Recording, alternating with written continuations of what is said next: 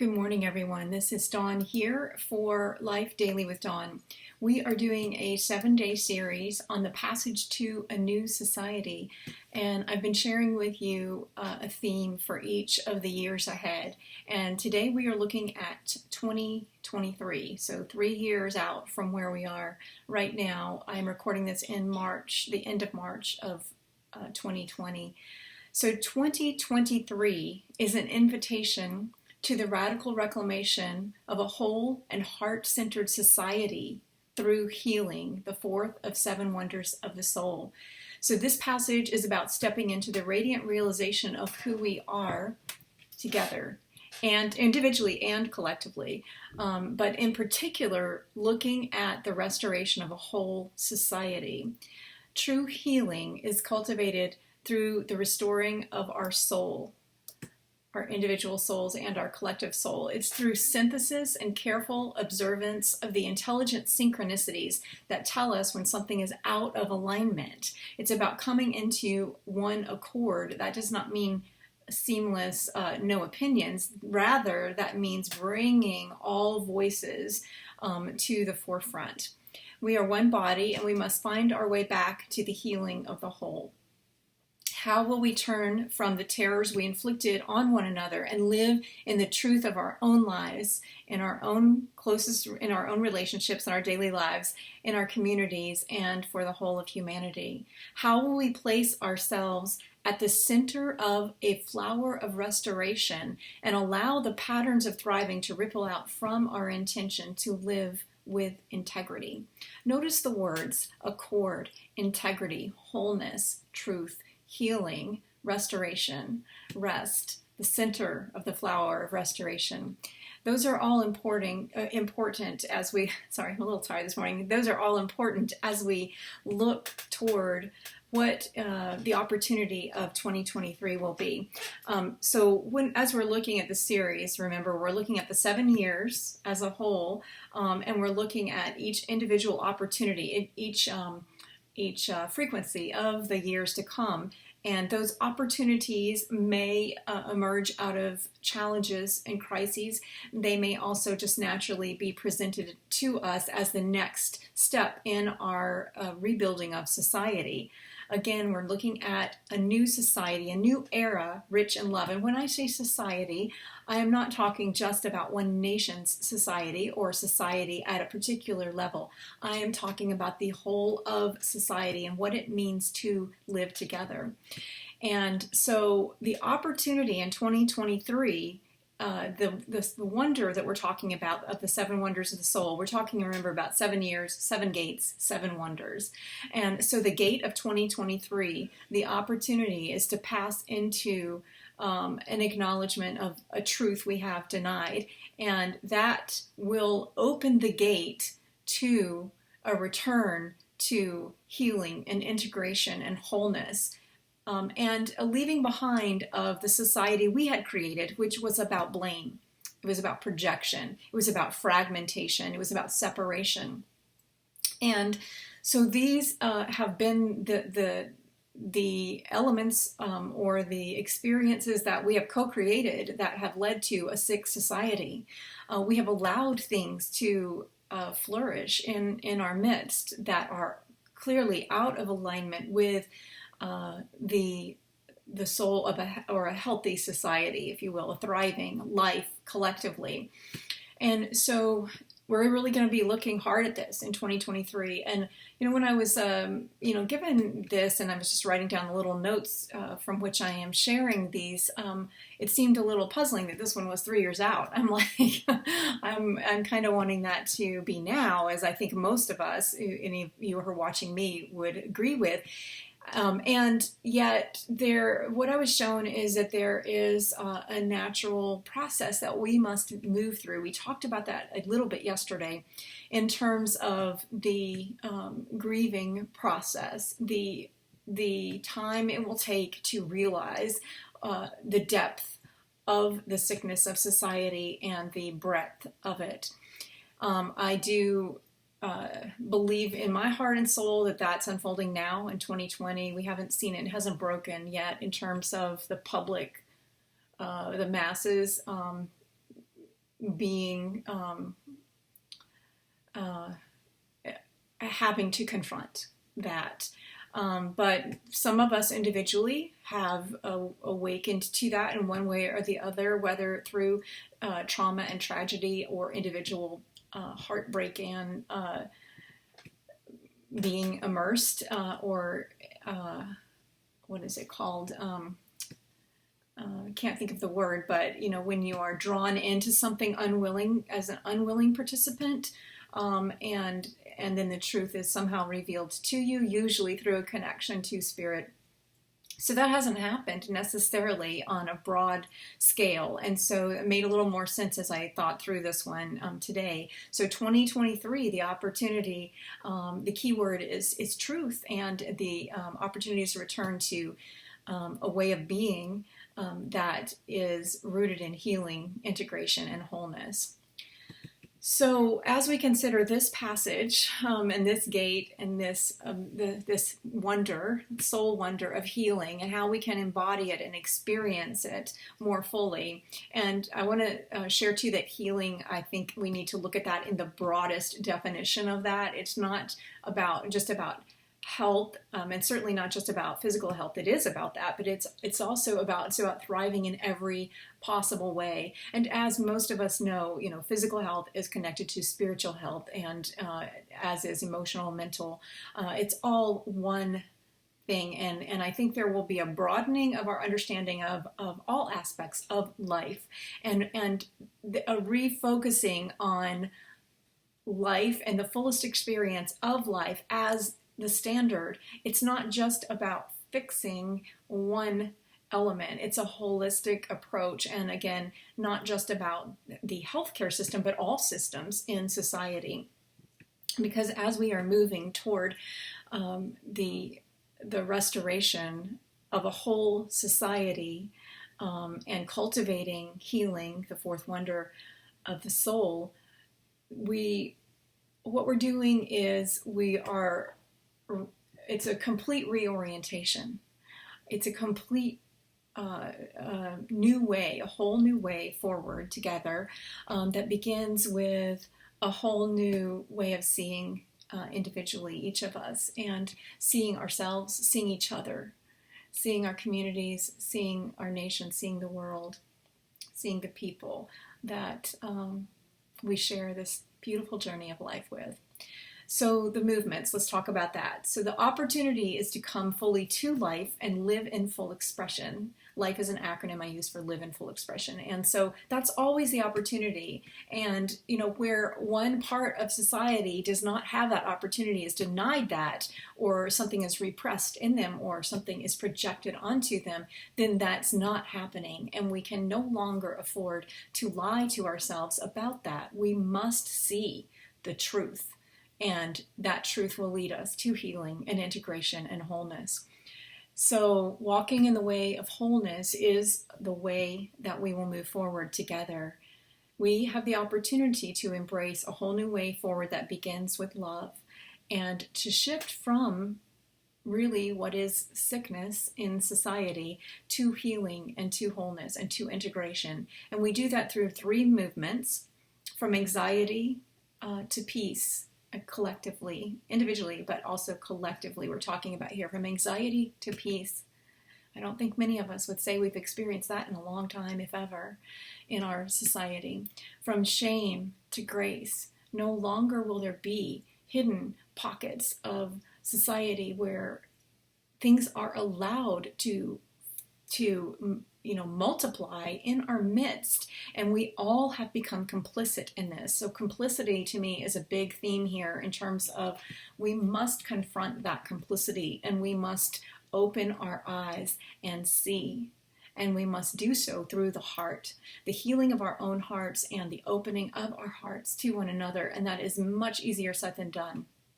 It can be very challenging for us to do that, and it's also, I want to remind us, it begins within. It begins with allowing yourself to undergo that process of seeing what is within you. That's what Jesus taught. If we don't bring what is within us, to the light, then we are only creating conditions for it to thrive externally. It will find its way out. So we embrace a whole new way forward that begins with love, and then we make that shift through 3 movements: from anxiety to peace, from shame to grace, and from sorrow to joy. Now, that seems like a big stretch, particularly with what I believe will come to light about the things that have been allowed to flourish in our world. And because that has not happened yet broadly, I'm not going to speak to that in this video, but I may come back and speak to it at a different time. So let's look at how we might move forward into the whole new way of seeing ourselves and being ourselves and freeing ourselves as it pertains to embracing healing, the 4th of the 7 wonders, and returning to, or co-creating a society that is rooted in wholeness. And not division, because that's what we've had. We may talk about liberty and justice for all here in the United States, where I'm from, and we may convince ourselves of all the things that are done for the good of all, or for their good. But the reality is not so pretty, and we've got to look at that. So one thing I wanted to share with you in today's video was kind of what I was shown was that I write in my book, All Systems Go, I write about the 24 life systems as connection points to coming to life and living in full expression and for a flourishing humanity. And the last 8 of those are what's called SEA systems, SEA.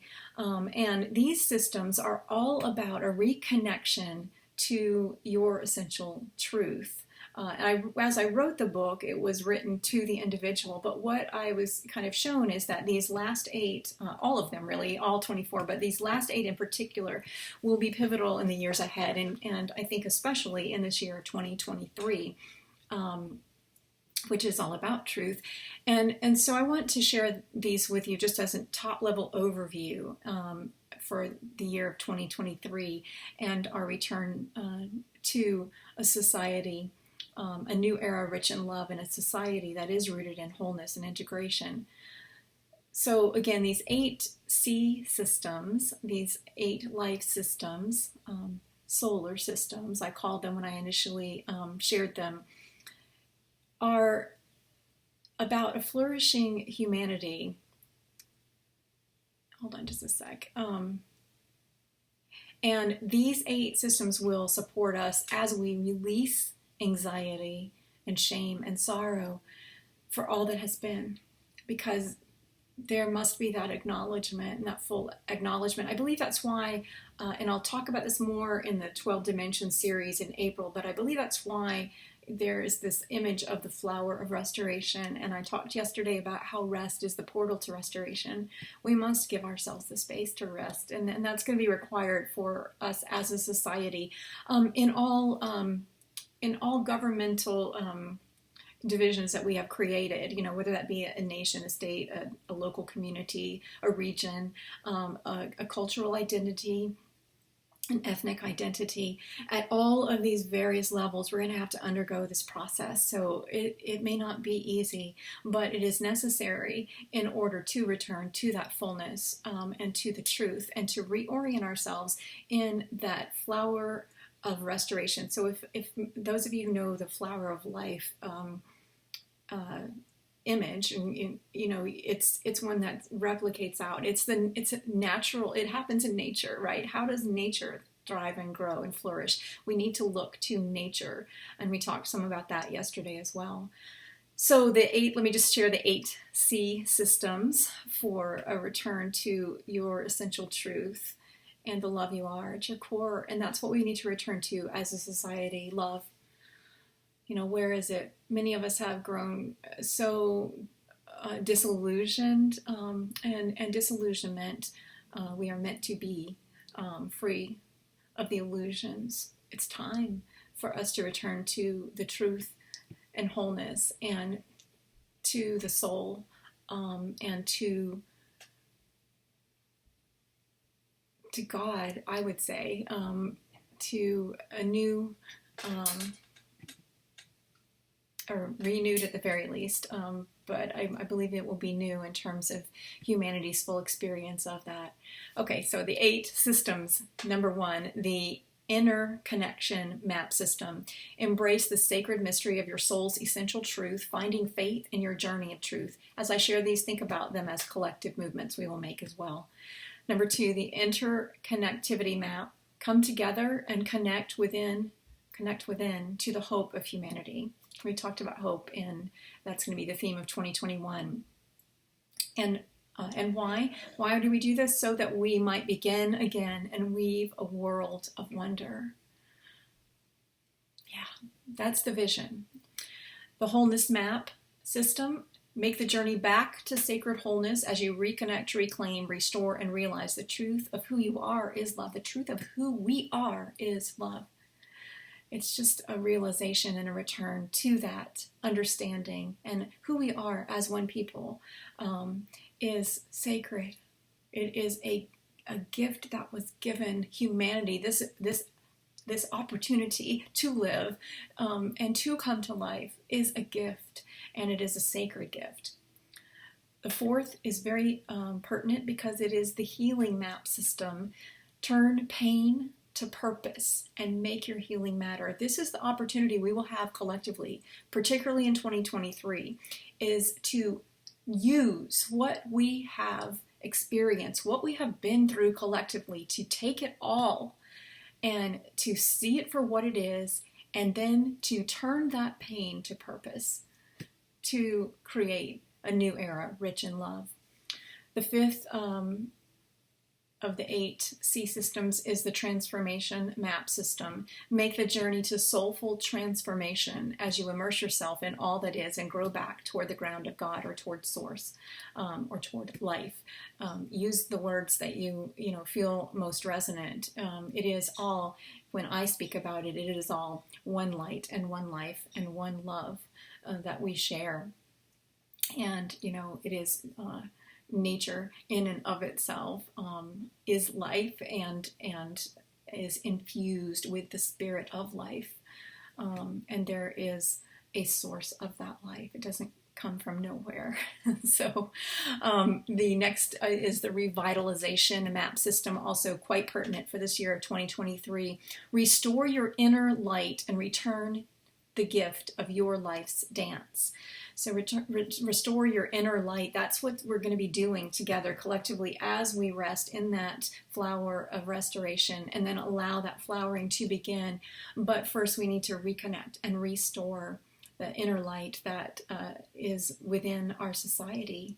If we think about the symbol of light here in America, the Statue of Liberty, but around the world there are symbols in our cultures and societies of light, but we have allowed that light to be tainted and to become something it was and is not naturally. And so there is an invitation through the revitalization map system to return in our embrace of wholeness, again, to return to the truth, the essence, the purity of who we are together.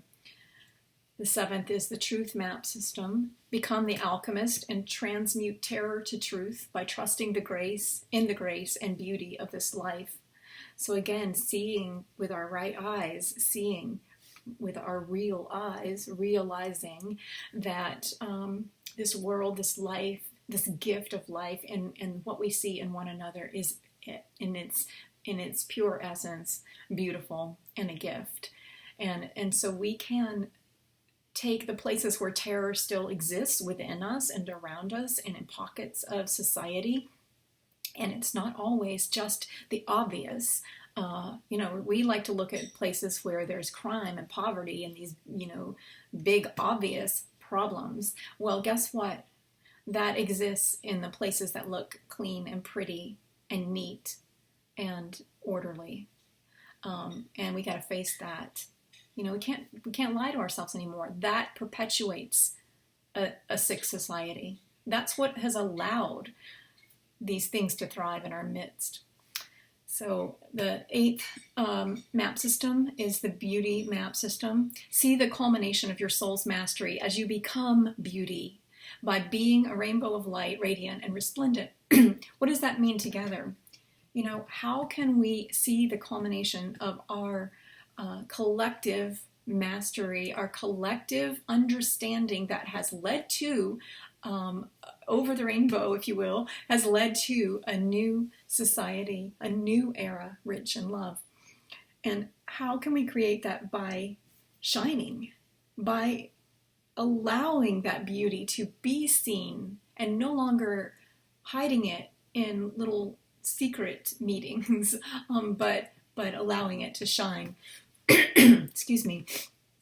I want to look back at the one of those, the third of the 8 C systems, which is number 19 of the 24 life systems, is the wholeness map system to connect to your essential truth. And it's about pathways that allow us to make the journey back to sacred wholeness. So as we think about this collectively, it's about reconnection, reclamation, restoration, and realization of the truth of that the truth of who we are is love. And so I'm going to read these to you. They were written again to the individual, but consider them in terms of society. 1, know that you are a brave and courageous soul. Any experience of perceived fragmentation or brokenness is merely an invitation into wholeness and your soul's radiant expression. See yourself as an infinite being, fully connected to an inexhaustible supply of healing love. Know that your very soul is, in fact, inseparable from its source. What happens when we collectively do that? Know that we are brave and courageous, that any experience of perceived fragmentation or brokenness is an invitation to wholeness. It's an invitation to return to the truth and expand from that. So fully connected to an inexhaustible supply of healing love. What does that mean when we look at our monetary system? What does that mean when we look at our health system? What does that mean when we look at our education system? What does that mean when we look at how we move through life day to day? And what are the very foundation of our way of living in society? If we see ourselves as fully connected to an inexhaustible supply, and as we know the source of our source, the source of our supply, that changes everything. That changes everything. Number 2 of the wholeness map system, release all attachment to labels. Come to understand that self-labeling reduces the whole of who you are or defines you by a temporary state of dis-ease or discomfort. Likewise, in society, we have a big attachment to labels, at least in Western society. And this labeling reduces the whole of who we are. It fragments, it creates division. It creates a system where then we can look good because we're helping the one that needs help, and not embracing the gift at all. So this labels thing has got to go. Number 3, know that the wholeness of you is contained in every fragment. Within each imperfect representation of who you are is the seed of wholeness. Embrace seeming contradictions and disparate voices within, choosing love for all. Hold a space for what seems to be shards of self and appreciate the pattern of change within you. How much are we appreciating the patterns of change in our world right now? Not very much. None of us. It doesn't matter what your political party or your argument of persuasion or your culture or your ethnicity. There's not really a collective experience of valuing the pattern of change, and there's certainly not there's certainly not a recognition that the wholeness of who we are is contained in every fragment. Many of us would reject that and do, but I'm inviting us to really, really consider this. Consider nature. Consider all that is, indisputable about life. And let's look to that and let's let that be our guide. And begin by seeing in what we see as so fragmented, the seed of a wholeness, and begin there. Number 4, allow what is to be. If your current experience is of fragmentation, notice it. Bring your love and attention to that part of you in pain. Simply be present to the whole of who you are. Likewise, where we see fragmentation in society, we must bring our attention and love to it, but not as something other, not as something that, oh, we are the benevolent person who is going to do good. No, we've got to see that we are that. We've got to understand that there's something in us that is in the soul of society, if you will, that is divided at its root. There's some weed growing there that would allow such a situation to exist. And I do not mean the other person or the group of people. No, I mean the very root of that is connected to all of us. We have to deal with that. In my mind, there's a lot of historical and ancestral healing that needs to happen, and this year in particular seems very connected to that. Number 5, focus on lines of connection. This is from the Wholeness map system, and a return to wholeness is what this focus on healing of society is all about. Wholeness in society and the restoration of a whole society. So number 5 is focus on lines of connection. In your interior world and in the world around you, see whole patterns of being and becoming. Where there seems to be no discernible connection, simply allow for a vision of all the disconnected or hurting parts to come into alignment in a circle of healing grace. So we've got to visualize that, and it's going to be difficult in these various societies we have created, because we have done a really good job of defining the lines of separation, haven't we? We've all done it, and we've all lived with this, and we've been conditioned to see the world in such a way. And so we've got to look for the lines of connection, not the dividing lines. What connects us? We got to go out, right? We got to take our little microscopic view, and we've got to go way broader, and we have to understand what does connect us all, because we've lost that as a society.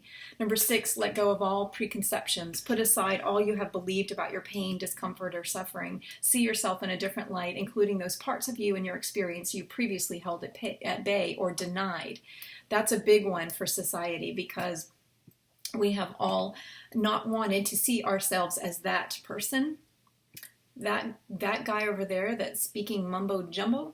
We haven't wanted to see ourselves as that group over there that's violent. We haven't wanted to see ourselves, and we don't. Frankly, most of you who are watching are going like, I don't see myself as that, and I do that as well. We all do that. We all don't want to see ourselves as somebody who could indulge in a behavior that is so goes against every fiber of what we believe, and yet the fact that it has flourished and thrived in our midst is the responsibility of all of us together. And again, I am not a proponent. Anybody who knows me knows I love my freedom, and I love freedom for all. It's a high value for me, and yet, I'm not suggesting that that we revert to a sort of society where there's a lock them up, burn the witches, whatever, because that is simply a return to those. That's an embeddedness of the preconceptions. That is a return to seeing the other as so separate from ourselves that there's no connection, and so therefore we justify the things that are done, usually in the name of love. And so this letting go of our preconceptions and all we have believed about the suffering in our world and seeing ourselves as separate from that has to go. It has to shift. It has to change. And the way it changes is by a return to the center of that flower of restoration, of rest, acknowledgement of what has been, and releasing it fully. And to release it fully, we have to see it. We have to see it. Number 7, learn to trust that in every experience there is the seed of an essential truth, inviting your deeper awareness and integration. Be open to receive and graciously welcome expanded awareness and understanding about your journey back to sacred wholeness. We have to understand, where what has been broken or fragmented within each one of us. So I made that journey in a very obvious way in my own life, early healing journey. And, my book, The Journey Back to Sacred Wholeness, traces that. It's not the way I see my healing journey now. I wrote it 20 years ago, and yet that having made that journey of having to really look at every experience being of brokenness or fragmentation or hurt or pain or suffering, I had to look at that in a way that gave me an understanding that what it was really about was a movement back to my natural state of wholeness. And so you have to see in society where we're giving these opportunities and we see these terribly out of alignment things happening, and it's just, it's insane at times, and yet it's easy to slip into that place where we're just writing it off and disconnecting, taking back our energy. And there's a part of that that needs to happen, but we cannot afford to give up on each other and on the creation of a whole society and the truth that we are connected in one love. Number 8, know that a way is always opening up. Choose to discover a new day dawning in your life. Ground yourself in your wholeness each morning. Celebrate this whole new way of freeing yourself. We need to do that as a society. We need to understand that the way is opening up where we have given up hope and seen that light of freedom as so tainted that we've just shrugged our shoulders and gone on with our daily life and returned to a very small way of being and living. We can't do that anymore. This has great meaning for me because of the teachings of Jesus, and because that, in a nutshell, is what I think he was teaching most to his closest followers. He was always saying the way is always opening up when you step into it. When you walk in the way of your life, trust, the way is always opening up. So this period of time in 2023, this particular gate, is a return to the heart of humanity. It is an opportunity to know that the way is opening up and to give ourselves this time and the space that we need to heal from what has been, and then release it fully for a new start and a new step in the right direction. And by right direction, what I mean there is the full expression individually of our various gifts and what each group within society has to bring forward, or each sector or each system, because we will create new systems that are rooted in love and truth. And so each of us has a role to play in the restoration of society. Each of us is responsible. In the Judeo-Christian tradition, there's a passage in Isaiah 61 that says, "The Spirit of the Sovereign Lord is on me, because the Lord has anointed me to proclaim good news to the poor. He has sent me to bind up the brokenhearted. He has sent me to bind up the brokenhearted, to proclaim freedom to the captives and release from darkness for the prisoners, to proclaim the year of the Lord's favor." It's interesting when we consider who it is we have seen as poor, who it is we have seen as brokenhearted, who it is we have seen as the captive, who it is we have seen as the prisoner. Because I think that by the time we are in 2023, we will see that a little differently, and we will understand that it is our responsibility individually and at every level of society and every system that we co-create. It is absolutely imperative that we tap the ability to respond in love, to act in love, and to proclaim always the year of the Lord's favor, and to always share good news with one another, to bind up the places that are broken within each of us, within society, with love, to proclaim freedom, to speak truth, to be the light of the world. So how can we restore a sick society? How do we embrace healing, integration, and wholeness? Well, we've got to stop projecting all that is unhealed within our own hearts because we're too afraid to face it. We have to stop adapting to this fragmented society and being complicit in the creation of it, because we are just saying, oh, that's just the way it is, and or acting out of anger, and neither is the way forward.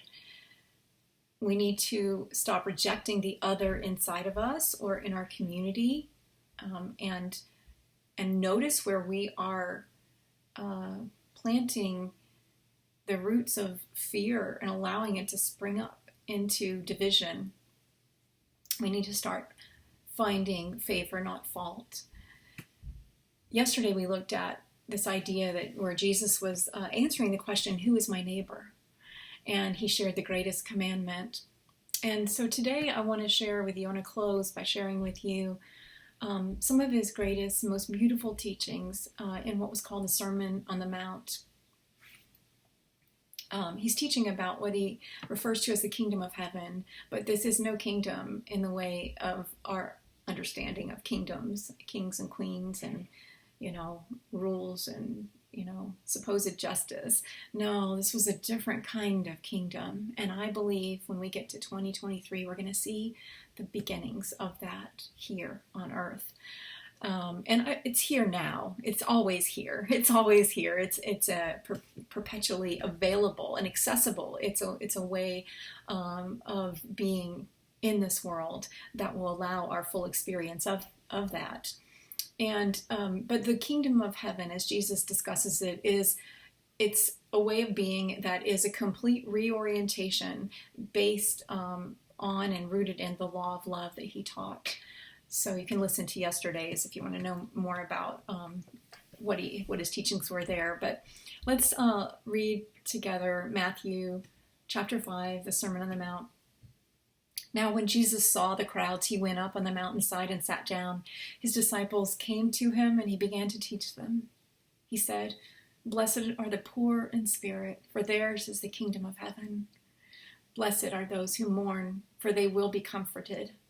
Blessed are the meek, for they will inherit the earth. Blessed are those who hunger and thirst for righteousness, for they will be filled. Blessed are the merciful, for they will be shown mercy. Blessed are the pure in heart, for they will see God. Blessed are the peacemakers, for they will be called children of God. Blessed are those who are persecuted because of righteousness, for theirs is the kingdom of heaven. Blessed are you when people insult you, persecute you, and falsely say all kinds of evil against you because of me. Rejoice and be glad, because great is your reward in heaven, for in the same way they persecuted the prophets who were before you. You are the salt of the earth. But if the salt loses its saltiness, how can it be made salty again? It is no longer good for anything except to be thrown out and trampled underfoot. You are the light of the world. A town built on a hill cannot be hidden. Neither do people light a lamp and put it under a bowl. Instead, they put it on its stand, and it gives light to everyone in the house. In the same way, let your light shine before others, that they may see your good deeds and glorify your Father in heaven. Do not think that I have come to abolish the law or the prophets. I have not come to abolish them, but to fulfill them. For truly, I tell you, until heaven and earth disappear, not the smallest letter, not the least stroke of a pen will by any means disappear from the law until everything is accomplished. Therefore, anyone who sets aside one of the least of these commands and teaches others accordingly will be called least in the kingdom of heaven. But whoever practices and teaches these commands will be called great in the kingdom of heaven. For I tell you that unless your righteousness surpasses that of the Pharisees and the teachers of the law, you will certainly not enter the kingdom of heaven." I'll stop there. You might want to read the full chapter 5 through 7 or 8 of Matthew. Jesus is talking about righteousness. We do not like that word righteousness, most of us, because we live in a world filled with what we would see as self-righteous behavior. And, if we're honest, each of us can probably identify ways that is present in our own life.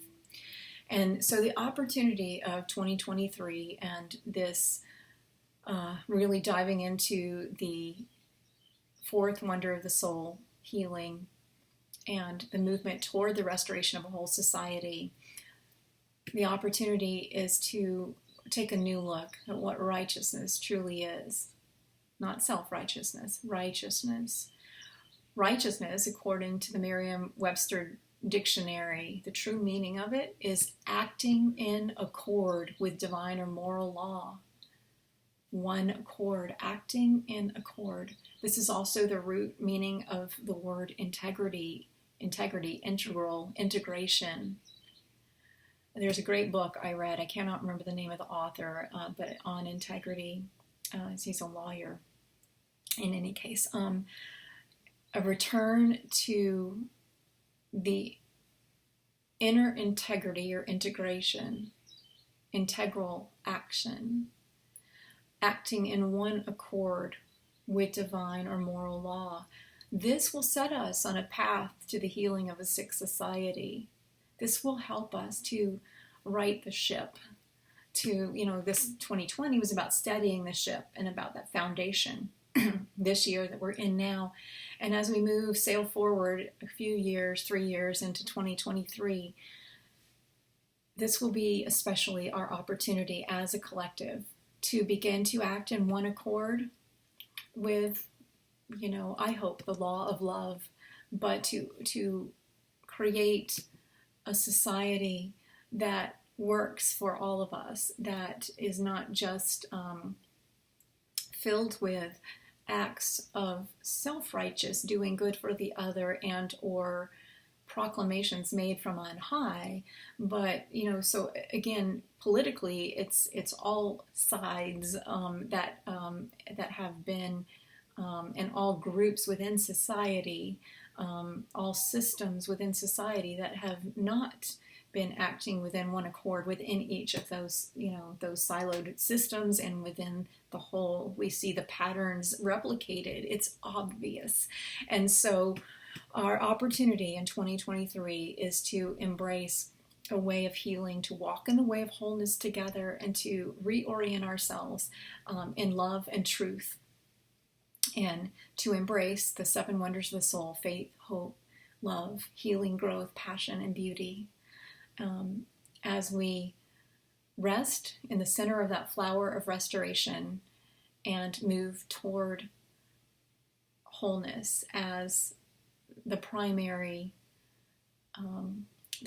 way we experience our world, each other, and society as a whole, walking together into a new era rich in love.